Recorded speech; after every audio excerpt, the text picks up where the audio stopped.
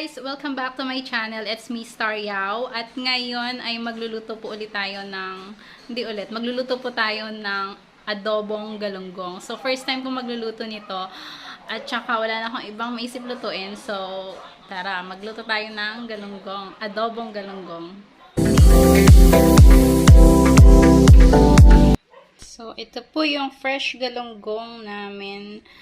Hindi ko alam kung 1 kilo to o half kilo. Half kilo lang yata. So, let's start. Ito po yung mga gamit ng ingredient, guys. Sibuyas, bawang, at saka mahabang sili.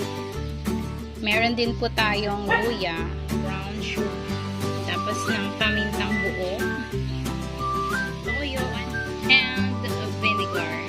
So, yun. Maglalagay din po tayo ng malunggay. So, parang signature, ano po yung malunggay. Signature na pag ako nagluluto, kailangan may malunggay kahit kanin.